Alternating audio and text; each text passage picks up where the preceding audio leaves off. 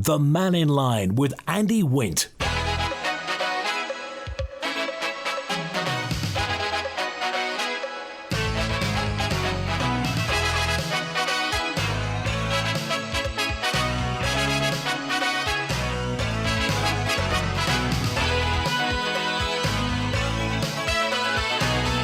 Pastor Mai, good afternoon. Welcome to Mannin Line on Manx Radio.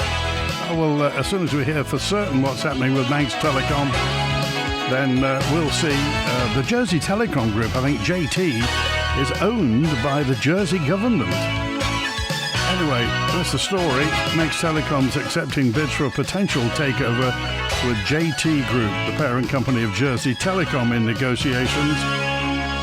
We don't know quite what's going to happen. We've approached the government, we've approached Jersey Telecom, we've approached Manx Telecom, the guy down the street, everybody.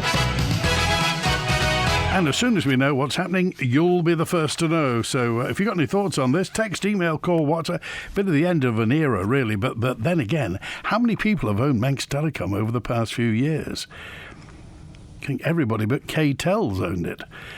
But we'll see. We'll see what happens. Thanks to Sai, who just dropped a note in and said that spy ship is about as good as the old TV license detector vans. It's probably all a big bluff. They couldn't even rescue their own when the Kursk sank. Remember that submarine went? They couldn't even get that. So Sai reckons that the Yantar is just a big bluff trying to spook everybody. This is the story about this intelligence collection ship, spy ship. Sounds better, doesn't it? With the Russian Navy. You're expecting a Bond villain to be at the helm of that. Anyway, it's knocking around. It's been around between Dublin and the Isle of Man, looking at interconnectors and pipes and this, that and the other. We've even got the US Navy on standby. So hello to the US Navy tuned in today. We'll all join in for a rousing chorus of Ellen Vannin later on today, I think. Wilf's on now. Hi, Wilf. Hi. Nothing to do with what you were on about yesterday, but just a little bit I just sort of throw in here. Isn't it strange? I told our two MHKs that you two have forced the commissioners to buy electric vehicles costing far more from what I call proper vehicles, petrol and diesel, and when we're finished with them, like mileage or looking a bit scruffy, we sell them through auction and get a reasonable price for them. Now, you'll get nothing for a dud electric vehicle, as no one wants a second-hand electric vehicle. What I want to know is, from you two, is what do we do with them? Their answer was, we don't know. I would have sorted that out before I bought them. But anyway, and here, now Mr. Hooper in the newspaper is asking Tim Krukall, what do we do with them? Isn't it strange when he's asking Tim? I don't know how. Tim doesn't know. Well, when you say that Ramsey Commissioners has been forced to buy electric vehicles, what do you mean forced? Well, it's this Green Party thing, this nonsense. All the commissioners have been forced to buy these things. So what green vehicles? You've got electric vehicles instead of diesel. Which ones are they? Are they vans? What are they? Vans and pickups. Right. Vans and pickups, and we're going to get some new ones shortly. I think some more new ones, more electric ones. They're, well, at least 2/3 more the price of what the thing. Anyway, he's asking poor Tim now, what do we do with them? How does Tim know what he's going to do with them? He's in the same boat as everybody else. They should have sorted all that out before they bought the first one. And were the old vans, I mean, were they clapped out? Were they knackered? Did they still work? No. It's just, they might have a big mileage on them. They might have got a bit scruffy, or only a coat of paint or something like that. But then they say, oh, no, well, we got to fix this one again, and it's been in the garage and all this business. So we shove them in auction, and at least they get something back. But you're not going to get anything back from electric one because nobody wants them. Where are the charging points in Ramsey? On the marketplace. is the normal. They were free, but now I think they charge for them now. I think they charge electric now. But the charging thing, they must have one in the depot for our vehicles. Yeah. But anyway, besides that's just one thing. The other thing was, I went to the other night. I went to the Star of India do in St Paul's Church Hall. Yeah. Now I didn't expect too much. It was just something to do, but I was very pleasantly surprised. They were excellent show. I'm very critical of these sort of amateur shows, but if I say it was good, it was very good. You can believe me, it was. In what way? Well, the singing and the way they put it together and everything. It's a really, really good, good singing. People with decent voices for a change, and guitar playing, etc. The whole thing was put together very well. It's the same group that went across to Star of India last year, I think. Oh, yeah. The choir. I remember they went across there. Yeah. Yeah. Well, they've been practicing since then, and very well worth seeing it was. They were excellent. And I mean, as I say, I'm very critical of them sort of things. But anyway, the last thing I got here was these people complaining about the gas in the new complex. Oh, yeah. Yeah, well, that was just another thing I said. Before there was ever a brick laid, before there was anything done, I said, what sort of heating are you going to do? Gas. I said, no, you mustn't. You must not go gas. You must go the cheapest you can get, which is oil. But of course, they took no notice. And now look at the state they're in now. People's getting charged through the nose for it. But there we are. Nobody listens. Mm. So what? Anyway, so how many? Just go back to these vans. How many have you got? How many vans have the commissioners got? How many of these electric ones? Oh, the electric ones. I don't know. I haven't checked, about 4 or 5 probably. Okay. But they're going to get the next ones they get. They're going to be electric as well. They actually were talking a while ago. This was a while ago. Of electric bin lorry. A bin wagon? Well, we not. Yes. And of course it was, let's be first. Let's be the first on the island to get one. I said, no way. No. Let Douglas do it first. I said, we've got to travel from Ramsey to the incinerator. They wouldn't get there. And it was going to cost, I think, 30-odd thousand for the plug, to plug them in at our depot. Oh, great. I mean, ridiculous, absolutely, and it was going to cost somewhere about $500,000 for this electric thing. My word. Anyway, we knocked that on the head. All right. Okay. All right. Well, good to hear from you. Thanks for that. Good to hear from you. All right. All right. 12:15 now. Let's go to... Charlie's on now. Hi, Charlie. Right, mate. We going on about the spy ship yesterday. Yeah. Well, as most people know, Douglas Head was part of the naval base in the war. It was the training centre for radar. HMS Valkyrie, yeah. That's correct. Well, I worked up in that building 65 with another apprentice. We had to board the windows up because the kids were putting stones through. Colburn's had their workshops up there. Yeah, they used it. Didn't Colburn's use it as a storage facility, I think, as well? A storage facility, yeah, and workshops. But we've gone on the top floor. There's a skylight. You've got a pitched roof now. And I got a shiver up my back. And I found out later from David Collister and John Cameen that one of the ratings for the radar actually hung himself from that skylight. Good grief. So, yeah. But on the other thing with the spy ship, with the Russians being allies of America and Britain, Douglas was down as a refueling station for naval shipping. And that was apparently that was passed on to Russia. So whether they've still got it down as a refueling station for the Navy, I don't know. Maybe they've got an old book. They've got an old book of instructions. Well, they reckon when it was in the press, they reckon different places in Britain were set up for a nuclear attack before the Russians, it all broke up. And apparently they had it down as Douglas as a naval base. My word. When did you finish with Colburn's? I didn't work for Colburn's. I was a joiner with McKibben's. Oh, I see. And I boarded up the windows, stop the birds and the kids getting in. Right. Okay. But it's funny. It was a funny sensation on certain parts of that building. Well, you're not the first person to say that, Charlie. And you better get the new bishop to exercise the place. Right. Thanks for calling. Good to hear from you. Okay. All right, it's 18 minutes past 12.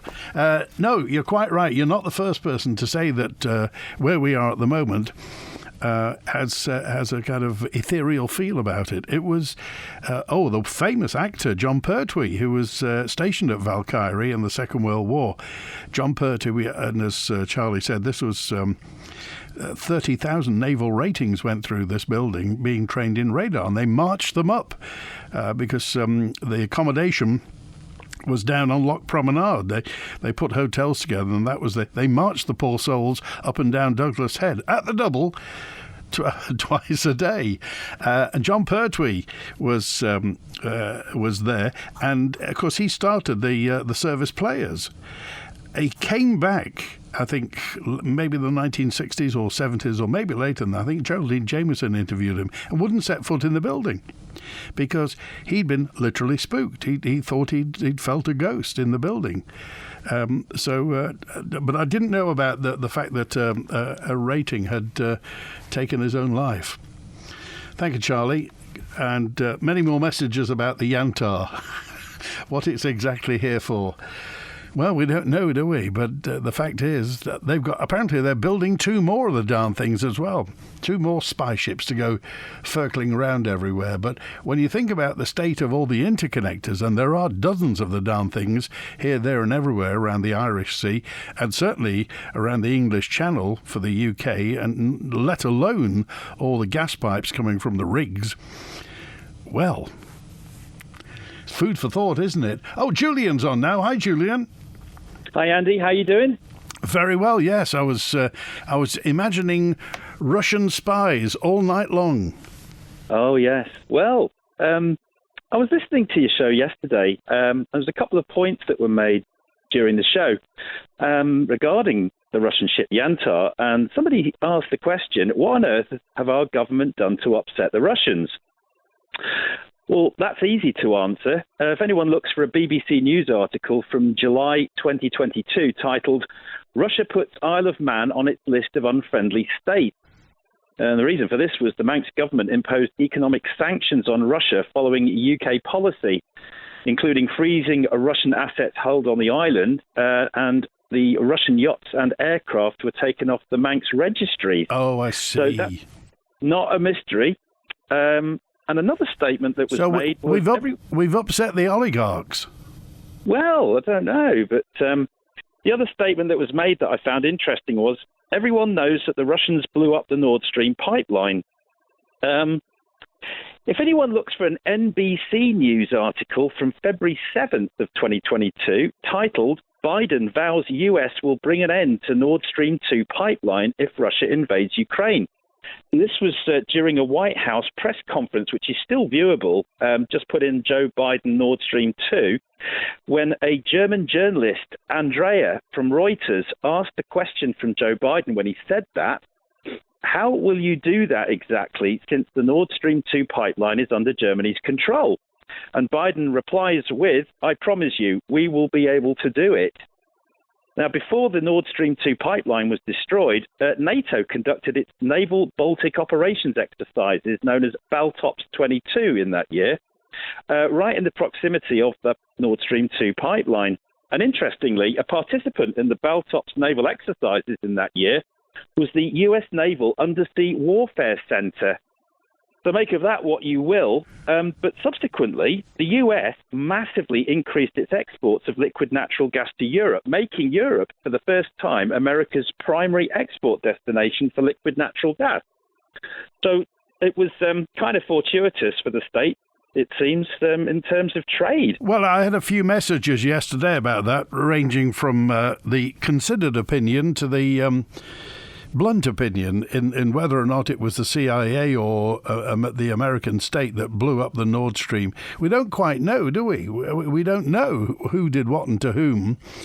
But as far as we're concerned, you just feel a bit more vulnerable, really, a bit more naked, knowing that other people. It never crossed my mind before. It had been mentioned that Russia could do this sort of thing, but now with drones, it's a lot more feasible. Well, as Tony B said yesterday, if you keep prodding the Russian bear, what do you expect? Now, the reason, regardless of, I'm not pro anybody in this thing, but the reason for all the current problems is a red line that was crossed for Russia when, namely, Ukraine wants to join NATO. And Russia remembers that in February of 1990, which was soon after the Berlin Wall came down, the then U.S. Secretary of State, James Baker, told the Russian President, Mikhail Gorbachev, and we remember him, that NATO would not move an inch further to the east. So that was in 1990. So some years later, you've got Poland, Hungary, Czech Republic became NATO members, installing military bases on the borders. You've then got into 2004, you had Bulgaria, Estonia, Latvia, Lithuania, Romania, Slovakia, and Slovenia. In 2009, you've got Albania and Croatia join NATO. You've got Montenegro in 17. You've got North Macedonia in 20. And now we've heard last year Finland has joined. And they were always pretty neutral. Sweden. And Sweden this year in March. So, from a Russian perspective, and I don't want to go in that way, but they're kind of, they're ringed. We've even got, US military at Akrotiri in Cyprus. So it's a proper ring around them. And of course, the Ukraine is regarded by Russia from a historical point of view as close to them. Yeah. So I think Russia just wanted Ukraine to remain neutral and not go with NATO. And of course, the United States weren't too keen on Russia placing nuclear missiles in Cuba during 1962, if you remember the Cuban Missile Crisis. So, sauce for the goose is not always sauce for the gander, is it, Andy? It's, as you say, and the fact is that Russia's historic enemy, if you look back during the World Wars, was Germany. Germany invaded Russia twice. And the Russian memory goes back a long way. And it's something, I suppose, that in the British Isles, we're remote from, really. What's happening in Europe affects everybody because of the, with the Russian fossil fuel situation now, with it all being, I think it's going through Kazakhstan or somewhere like that. It's all being brokered through there. They're getting their oil out, but in another way. Anyway, but yeah, I'm sure the people, in fact, I can't remember what hello is in Russian. If the people on the Kantar are listening to Mannin, I'm sure they're listening to Mannin Line today, right this minute. If they want to call in, it'd be nice to say hello. Yeah, and, as Tony B was saying about poking that Russian bear, that Russian bear currently, and this is only knowledge that's gleaned, 5,580 nuclear missiles, 1,710 of them ready for immediate launch. The new RS-28 Sarmat nuclear missile has 15 nuclear warheads in each one, 11,000-mile range, and they've got nuclear torpedoes designed to cause local tsunamis on coastal cities. Crikey. So that Russian bear's got rather a lot of claws and teeth, I think. It's like going back to the 1980s or to the 1950s. Well, absolutely. Yeah. Okay. So, all right. Yeah. Thanks, Julian. Thanks, Andy. Good Cheers. to hear from you. Thanks for that. A message in from Peter, who just said there are quite a few interconnectors going across the Irish Sea. There's the gas interconnector, I think, which starts in Moffat in Scotland and heads across to just north of Dublin, and that's the one I think we've got the T connector off. There's also an electricity interconnector, I think, from D-side near Wrexham to Dublin, and there's one also from Scotland to Northern Ireland also. I think there's a proposed one as well. So there are pipes everywhere underneath the sea. I suppose we all take them for granted. And indeed, our own AC interconnector from Bispam to Port Skillion also has fibre optics inside. Of course, our industry, e-gaming, international banking, insurance, relies on connectivity. So, well, you just wonder. And I wonder whether the government's been having any consultations or indeed any chats to the Ministry of Defence in Britain just to see where exactly we stand. Yesterday, by the way, Julian mentioned Tony. Tony was talking about the situation with members, MHKs, and their superannuation and their benefits and pensions and what have you. And Rob Callister at Onken MHK messaged me yesterday. I didn't quite get to it during the show, but I'm happy to pass on. Rob Callister said, happy to answer Tony's question. As a member of the House of Keys that was elected in 2016, I paid, that's Rob Callister, paid £6,850 68p towards my superannuation according to my tax return for the period ending March 24th. Prior to 2016, elected members made very little contribution towards their pensions. That's prior to 2016. As an elected member, I will also receive at least 20% less benefit when someone than someone who was elected prior to 2016. Hope that helps. Thanks, Rob Callister got in touch with us regarding that. Diane's on now. Hi, Diane. Hello, my dear. How are you? Very well, thanks. Oh, good. I rang in about this Russian ship. Yeah. Now, it was only a few days ago I heard on the UK column on Friday, which is on from Monday to Wednesday, 1 till 2, that on Friday Biden had announced for those long missiles, long travel missiles, they were going to use Royal Air Force. I know it's named Royal Air Force, but it's not. It's the American base, Lakenheath. Now that's a massive place. I know because I lived not that far away because I come from Norfolk, and this is on the borders of Norfolk and Suffolk, just about. Yep. And of course, that's a massive American. I'm going to call it an American base. Yeah, it is. Also, as you say, it is called RAF Lakenheath, but it's an American base. Yeah, it's called Royal Air Force, but in fact, well, that's leased. I don't know, but that's what Biden announced, and of course he'll finish in January anyway. But they were going to use that base for sending these long travel missiles.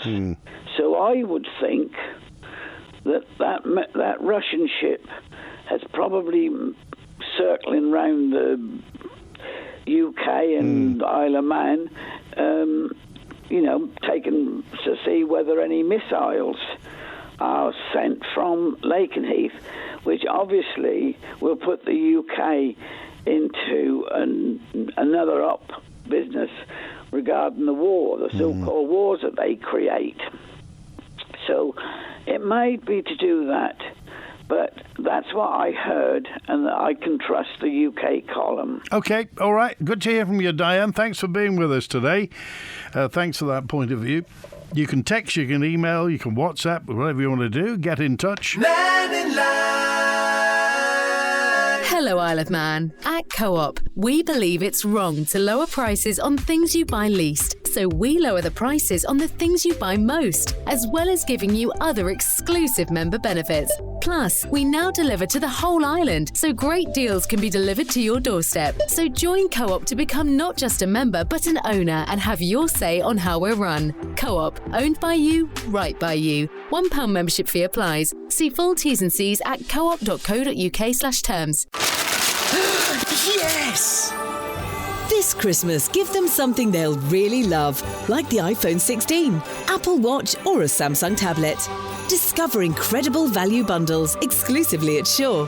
Plus, get an M&S voucher worth up to £200 when you combine your mobile and broadband plans. Perfect for a Christmas to remember. Visit us in-store or online at shaw.com/Christmas. T's and C's apply. Preparing for your GCSEs or A-levels and thinking about your future? Or looking to reskill into a new industry? Choose from full-time and part-time courses or earn while you learn through an apprenticeship. From engineering, art and sport to business, IT, animal management, forensics and lots more. University College Isle of Man offer a variety of further education, degree level and postgraduate courses. We'll help set you up for a successful and rewarding future. Visit ucm.ac.im. Spectrum Windows. If your house needs a new look and your windows let in rain, keep those cold breezes out and make it look like new again. Spectrum Windows, Spectrum Windows. Quality through and through. Great work guaranteed to you. Spectrum Windows, Spectrum Windows. Spectrum Windows. Tonight here on Manx Radio at 5:30, join Kiri Kermode and myself, Simon Cole, for Countryside. I congratulate Lee Morris, CEO of the Manx Wildlife Trust, and some of the volunteers on their recent King's Award for volunteers. And Kiri Talks Flowers, speaks to the winners and committee members from the Isle of Man Chrysanthemum Society's show. That's all in Countryside tonight here on Manx Radio at 5:30. And don't forget you can download or subscribe to the podcast for free at manxradio.com. The Mannin Line with Andy Wint. Oh, thank you. Christoph tells me Russian for hello is privet. Privet. I wonder if they've got any bonded vodka on board that vessel. Hello to 313. You were talking about spy ships. All the communication links in the Baltic between Finland and Germany have mysteriously been cut. Incidentally, there's a report coming out just to say that long-range missiles from Ukraine have hit Russian territory. Wow. I hope DEFRA have noted talk in the UK about farming strikes and planned contingencies. We may soon find out the importance of Isle of Man food supplies, says 313. I don't know whether you spotted that protest in London from the farmers. Interestingly, says 695 to me, Malcolm, an undersea cable between Finland and Germany has been severed. More reports on that. And Charles said, I'd like to thank Peter Murcott for his contribution yesterday regarding cycling on pavements. You see it all the time. Something really needs to be done before somebody's killed, especially by powered bicycles. Now they're here. So thank you, Charles. And again, it was intimated, and I've heard that there's a bylaw in Douglas that you can't ride on the pavements. And I don't know whether that's the same in Castletown, in Port Erin, Peel, Ramsey, Laxey, Cote Michael. But even the Chief Constable didn't seem to know when he was in whether or not it's illegal to ride a bicycle on a pavement. Now, somebody sent me a screenshot of the Manx Highway Code where it says you're not allowed to ride on the pavement. However, you used to see and do see people riding bikes on pavements routinely. Now, I don't know whether they're just feeling a bit contrary and just doing it, or are doing it out of ignorance purely because they've seen other people doing it. But really, especially when it's in a shopping area, when people may be at risk, when there are families with small children, elderly people wandering around in perhaps somewhere like Strand Street, but people do cycle down there. So what's it going to take? Is it going to take a politician, whether it's a Douglas politician or a national politician, to say, look, this has got to stop? And So somebody's got a warrant to actually stop people cycling. You're not going to get anywhere quicker, are you, really, by cycling down Strand Street? And some people are obviously doing it purely to get under other people's noses. But as that correspondent said, somebody's going to get hurt. And saying after the event, somebody should have done something about it. Well, nobody is doing anything about it. Absolutely nothing. When did you last see a cyclist stopped on the street by a concerned citizen? Well, you know what you get. Probably a mouthful of abuse. So who's going to do something about that? Germany agreed sabotage on undersea data cable between Germany and Finland, says John. And Russia has a food crisis and had to import a lot of fresh produce. Ukraine is the food basket of Europe. And obviously Putin sees this as the answer, says this correspondent. Thank you also to the many people talking about the Manx Telecom situation here. We don't know officially that Manx Telecom has been sold to Jersey Telecom, which is the telecom company owned by the states of Jersey, by the government there. But as soon as we find out, we'll let you know. Doctors on the Isle of Man are being balloted from today. Have you heard this? The doctors are being balloted to determine whether or not they take industrial action in a row over pay. The BMA, that's their union, the British Medical Association, the union's putting the matter to a vote in the first ballot of its kind on the Isle of Man. It'll run until the 23rd of December. They don't see any reason in rushing this. However, a GP on the Isle of Man believes taking industrial action will destroy the good work that's been done over the years, causing a setback. That GP is Dr. Allinson, Alex Allinson, MHK, who says doctors who vote to disrupt patient care at a time when it's needed really goes against the ethos of why he got into medicine. I'm deeply uncomfortable with the idea that doctors on the Isle of Man would contemplate strike action. I can absolutely understand their frustrations. They're talking about backdated pay claim for 23, 24. They've already been paid 6%. They want more than that. But I think there is a silent majority of doctors on the island who really want to be part of the solution to solve some of the problems we're facing in terms of clearing waiting lists, providing better patient care, rather than being part of the problem, because we know on the adjacent isle where doctors have become more militant, where they've gone on strike, that it has really disrupted services right across general practice, right across hospitals, and really impacted patients as well. But for those who feel like the pay uplift that they deserve hasn't been forthcoming, how else are they meant to make their voices heard, if not through industrial action? Well, it's through negotiation. And again, we've got a small doctor community on the Isle of Man, which is part of our wider community. According to the BMA, and they've been sending me emails saying I'm going to get a vote on this, there are 155 doctors eligible to vote on the Isle of Man. So it's a small number of people.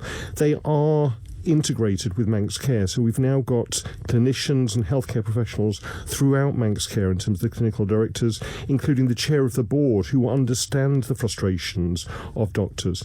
We've done quite a lot in terms of recruitment and retention, not enough in terms of primary care, actually. Again, what's saddening about this industrial action is it's all about Nobles Hospital rather than one of the largest areas that needs investment and improvement, which is primary care, our GPs, our practice nurses, our community pharmacists, which is the bedrock of a primary care-led NHS. So there is dialogue going on, and what I'd really like is for the local doctors and the Isle of Man Medical Association to get around the table with Manx Care and try to get this resolved so that it doesn't impact patient care as we head into the winter. As if we didn't have enough to contend with. Have you got any thoughts on this? Industrial action in a row over pay. It wants 12.6% uplift, as they say, increase for the 23-24 financial year, saying doctors are deeply frustrated, overstretched and underpaid. Well, that was Dr. Allinson and his view. If you've got anything to say, I mean, in the end, it all comes down to money, doesn't it? It all comes down to money, bearing in mind the Manx Care overspend. So, what do you do? What would you... I mean, if you were standing now in front of the BMA, the union, basically, the British Medical Association union. What would you say? Do you think the doctors deserve it? Obviously, if they get paid it has to come out of Manx Care. Manx Care is in the can at the moment, having overspent. So it's a circle that has to be squared somehow.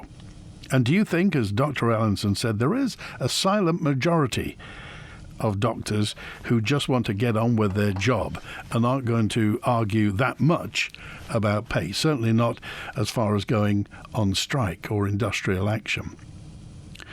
Belly. Hello, Belly, on 610. Before World War III starts, can somebody tell the Russians we're still waiting for the horse tram to be completed to the sea terminal? If they could hold off until then, it would be appreciated. And thanks also to Buster, who dropped me a note and said, if the Russians are wanting to investigate missile silos in the UK, they'll do it by satellite rather than driving a boat around the coastline, particularly as Lakenheath is 50 miles inland. Thank you, Buster. Good to hear from you. Well, those satellites are everywhere, aren't they? A message also, Russia doesn't get to choose what happens to all of its neighbouring countries. If the Ukrainian and its people decide to align themselves with Europe, that's their choice. Russia should concentrate on improving the lives of Russian citizens. I had a message in yesterday from one of my correspondents during the evening, yesterday evening, who just said, if that Russian ship was somewhere off the Isle of Man, does that mean that somewhere on the Isle of Man there's a Russian spy? Privet. There's a Russian... Do you think there's a Russian spy? In fact, is that Russian spy listening to Mannin Line right now? It's a thought, isn't it? The festive season really begins when you choose your real Christmas tree at Robinson's. Visit Robinson's Christmas Tree Park for a superb selection, including traditional, non-drop and potted Christmas trees, along with magical wreaths and mistletoe, with netting and delivery service available. The excitement of Christmas starts with the tree. So come along and find your perfect one from Robinson's Christmas Tree Park on Cool Road. Opens this Saturday. Crossroads Isle of Man want to hear from you in our online carers survey. We want to find out what life is like for carers like you. If you provide unpaid care and support to a family member, friend or loved one who relies on you for their health and well-being, then please head to crossroadsiom.org and fill out our anonymous survey. Crossroads Isle of Man, putting carers first. Winter. It's a time for darker nights and colder weather. But don't let your savings freeze. Watch them flourish at the Guernsey Bank, Skipton International. Skipton offers a great range of savings accounts, from fixed term to notice and easy access, providing some of the best rates around, making sure you have a brighter winter. For details of all Skipton savings products, call 01481 730 730 or visit skiptoninternational.com. Skipton International is licensed to take deposits by the GFSC and is a participant in the Guernsey Banking Deposit Compensation Scheme. See dcs.gg. For hearty homemade food this winter, come to the Colby Glen. With festive lunch and evening menus, the Colby Glen is the perfect place to celebrate with family and friends. Call 834853 to book. Christmas at the Colby Glen. Simply perfect. Coming up, we have another winning weekend here on Manx Radio. This weekend, we're giving you the chance to win a £100 fuel voucher to spend at any Ellen Vannin Fuels outlet. Ellen Vannin Fuels is your first port of call when you need to top up your car, and they also offer a great shopping experience too. All you have to do is listen out for our winning question, which we'll ask on air right across the weekend. Once you've heard it, text your answer to 166 177. Make this your winning weekend with Ellen Vannin Fuels and your nation station, Manx Radio. The Mannin Line with Andy Wint. Thank you, Peter. Dropped a note in regarding, we were talking about vitamins last week and fortifying flour. UK flour was first fortified with calcium in 1941 to prevent rickets. The Federation of Bakers were in charge of it then. Thank you for that, Peter. That was Jill. Jill called up last week and said that there's rickets going around these days, and it's because of mineral or vitamin deficiencies. A week on Thursday, a week on Friday, remember there are those two meetings for the sewage treatment works, public drop-in sessions to see the plans for the sewage treatment works. Drop-in sessions in Garff, they are November 28th and 29th. So Thursday 28th, Friday 29th. Thursday is at the Laxey Sailing Club. Friday is at Baldrine Church Hall. If you're in and about there, they'd love to see you. And Brenda said it was brilliant yesterday to hear Peter Neal. We had our 60th anniversary broadcast. Peter Neal was talking to Guy Blackmore, and she said, have you got any more Peter Neal? We've got hours and hours of Peter Neal, fantastic broadcaster, and doyen of the TT class, wasn't he? We should have a cyclist dismount notice. Surely that's all you need to do, says Liz. Just put cyclist dismount notices on the entries to Strand Street, and that will be that. Thank you, Liz. Yes, but is it in law? Is there a bylaw in Douglas to say you aren't allowed to cycle on the streets? Because otherwise that's just a polite request, isn't it? Rather than, because let's face it, the people who do cycle on there, the ones who knowingly break this, rather than the people who are just ignorant of it and don't know, you'll only stop them by sanctioning them in some way. If they get a £200 fine for cycling down Strand Street, they won't do it again. Simple as that, isn't it? Because every time it happens, it could go up. Maybe it was all a bit misleading when the prom turned into the racetrack that it used to be, and people conflated Strand Street with that. Cycling on walkways has always been illegal. But the police these days are too slack to stop them, says Malcolm. Is it illegal? Under what law is cycling on a walkway illegal?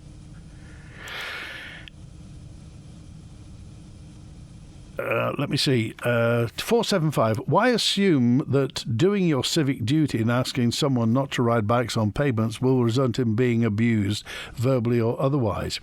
This sets up a narrative that we should all mind our own business and walk around blinkered. We should call out antisocial behaviour, saying that it will reduce in abuse, will deter any such intervention, when what is needed is more of it. Well, 475, you're a braver person than me. I'm a bored coward. When did you last see anybody stop a cyclist who was on the pavement and tell them off?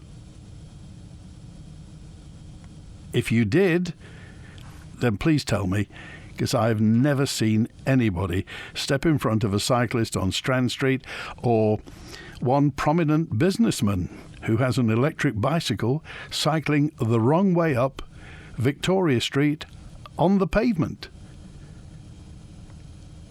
Have you ever seen anybody do that? Since we started to rely on imported doctors, they're all asking for more and more money and don't care about the communities they serve. It's about fleecing us for every penny, says Paul. Well, it's a transferable skill, Paul, isn't it? Doctors can go anywhere, particularly if they speak English, anywhere in the English-speaking world. So Dr. Allinson said, he hinted this morning when he was on the breakfast show, that the unions, it's union-led, it's kind of left-wing, it's a union-led thing, basically, because they may know that in Britain, with a Labour government, they're more likely to get more money because of it being a national health service. And to the lines now. Ned's with us now. Hi, Ned. Good day to you.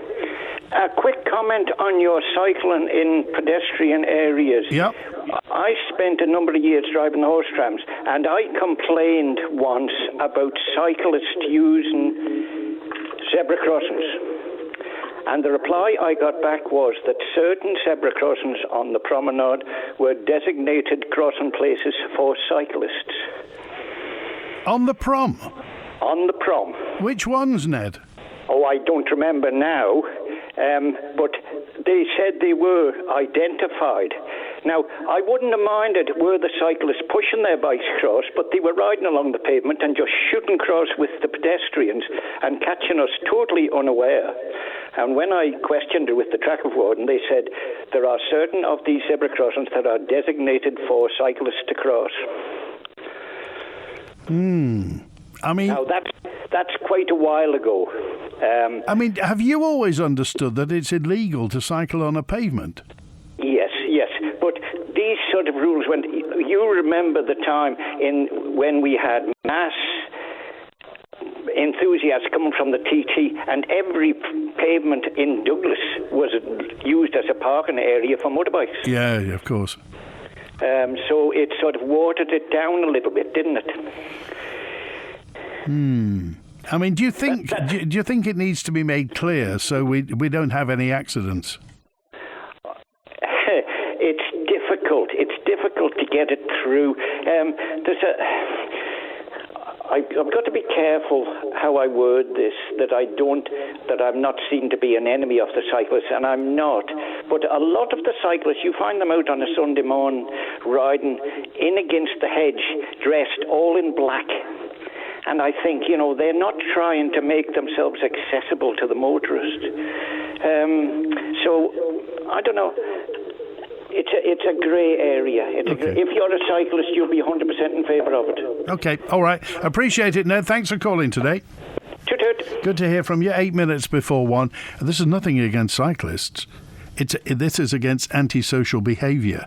So this is not, cyclists, yoo-hoo, go ahead. Do what you want. But as Ned says, please wear some day glow stuff, some reflective stuff out of hours, if you like. But it's people being antisocial, palpably riding down a pavement when there are people around on a bicycle. Why would you do that? About this time last year, says Colin, I was walking on the pavement near the Manx Arms in Oncombe when I was struck from behind by a teenage cyclist. I told him pavements were for people. He apologised, crossed the road by the traffic lights and continued riding on the pavement. Well, Colin, you're a better man than me. Yeah, the Russian spies shop on Sundays. There was a gang of them in town on Saturday afternoon. Have a nice day, says 382. So this is another one. Ben says maybe they're confused. They've heard Tynwald Day when the laws are read in English, in Manx and Russian. That's where we're falling down. There we are. You've got a note in that says Douglas looks bombed out anyway, so the Russians came to see what it would like after the war, says Will. No, they're building now, and well done, by the way. I have to say well done to the people rebuilding, the Tavere people, getting Travel Lodge involved. Well, that's something else, isn't it? Travel Lodge, getting their Travel Lodge are going to put their first hotel on the Isle of Man. Thanks also to a correspondent who says Manx care doctors get on average 20% more than across. The only difference is their graded max pay is lower here, says Dick, which is why all the consultants do so many private appointments. It's hard for some to earn $400,000 a year at the top. No wonder they need to strike, says Dick. Share with care signs should be on footpaths. Oh, they are. John says that there are share with care signs on a footpath from Fisher's Hill. It's starting to sound like that 1960s film, The Russians Are Coming, when a Russian submarine gets lost and mistakenly lands. I think it's in a small town in Alaska. Very funny, says Garth. Can you imagine if the Cantar got into trouble and happened to put into Port St. Mary? Wow. I would imagine any Russian spy would have told his handlers to be very careful of dealing with the MHK on the Isle of Man, because if you think they could make a bigger mess of the economy while trying to be a benefit, imagine what they could do if they were being unhelpful. Isn't Strand Street a road? It's called a street, not a footpath, says Nick. How do you stop the people whizzing up and down Strand Street on bicycles? Is it going to take a law? Do you appeal to their better nature? Or, what do you do? Let their tyres down? When the Mannin Line's not on air, call Manx Radio to leave your opinion for broadcast on 682 631. Everybody's sending me copies of the Highway Code. I've got enough copies of the Highway Code, but thanks for that.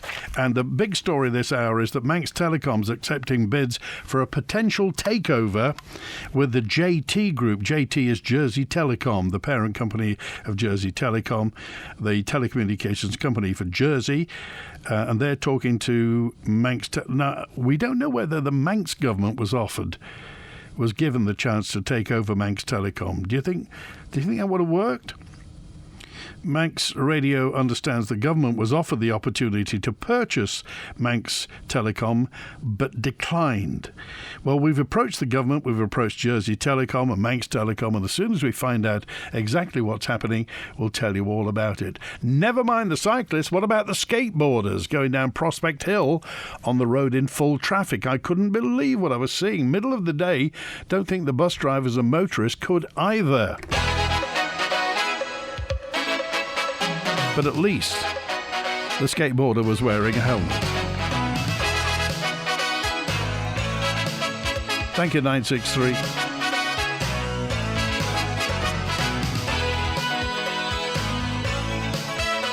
If I'm face to face with a cyclist on the pavement, I won't move out of their way, says H. They either have to dismount or move around me or get pushed off. I do occasionally say they shouldn't be on the pavement as they go past, says H.